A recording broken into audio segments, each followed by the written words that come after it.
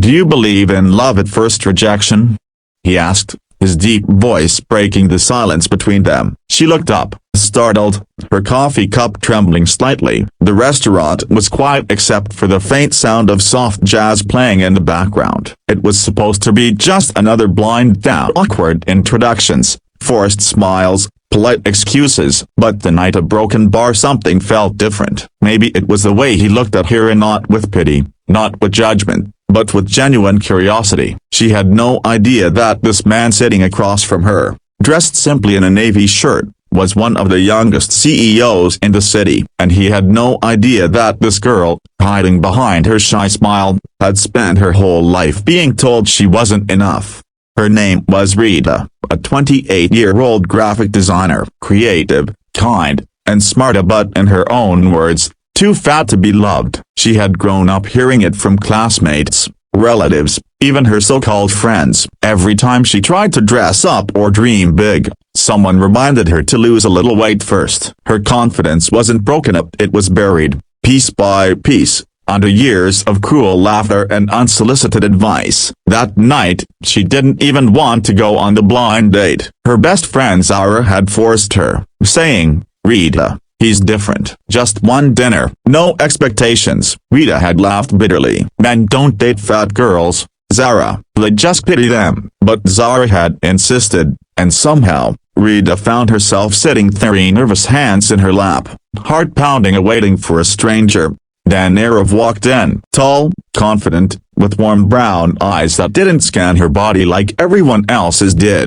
He simply said, "Hi, are you Rida?" She nodded, surprised that he wasn't pretending to have made a mistake. He sat down, smiled, and began asking her about her favorite movies, her work, her dreams. It was a Broken Bar normal, too normal. Halfway through dinner, unable to take the comfort anymore, Rida blurted out, "You don't have to pretend to be nice. I know what I look like. No one marries a fat girl, sir." Her words hung heavy in the air, raw and defensive. She immediately regretted saying it, staring down at her plate. Aarav didn't flinch. He leaned forward slightly and said softly, "Then maybe we should prove them all wrong." Rida froze. "What?" He smiled, that quiet, calm kind of smile that reaches the eyes. "You said no one marries a fat girl, but that's a lie people told you, not the truth, and I don't like lies." Her throat tightened. She didn't know whether to laugh or cry. "You don't even know me." "Then let me,"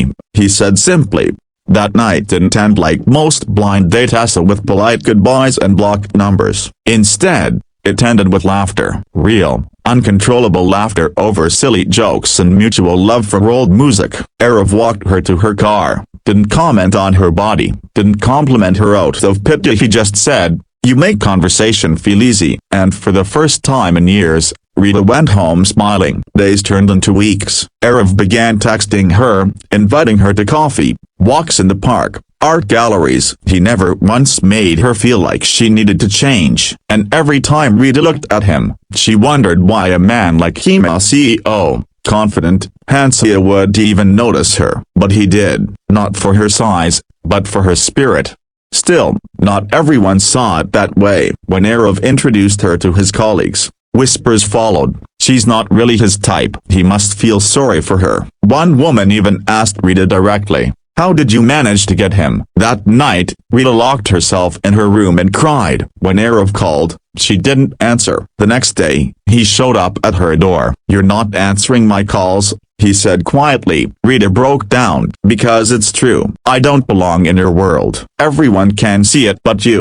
Aarav didn't say a word for a long moment. Then he stepped closer and said, "Do you think I care what they see? I built a company from nothing, Rida. I've lost deals, faced insults, and been told 1,000 times I wasn't good enough. But you know what I learned? The only opinion that matters is your own. You keep letting them define you, and they'll keep whining." She looked up at him through tears. "But I'm scared." "So am I," he whispered. "But I'd rather be scared with you than confident with someone fake."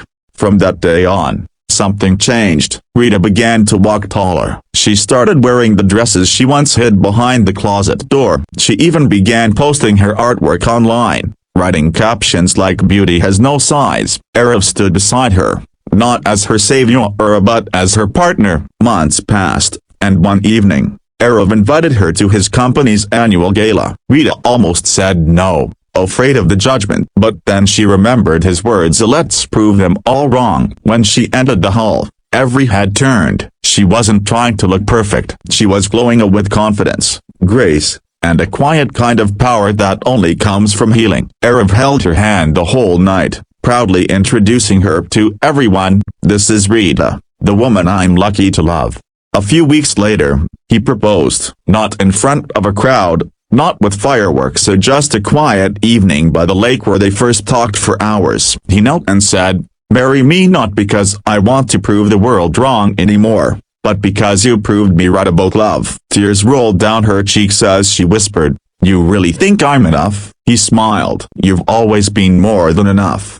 When they married, the pictures went viral, not because of who he was, but because of what their story meant. A headline read, "CEO Marries plus-size designer, their story is redefining beauty and love." Rida looked at those words later and laughed. She turned to Aarav and said, "Guess what? They were wrong after all." He kissed her forehead gently and replied, "They never mattered."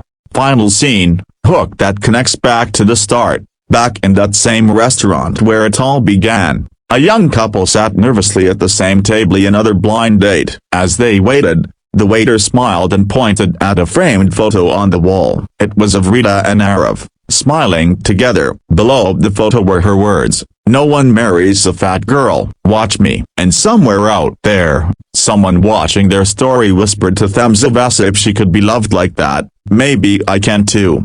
The story not about size, but about strength, about how love doesn't find perfection, it finds truth.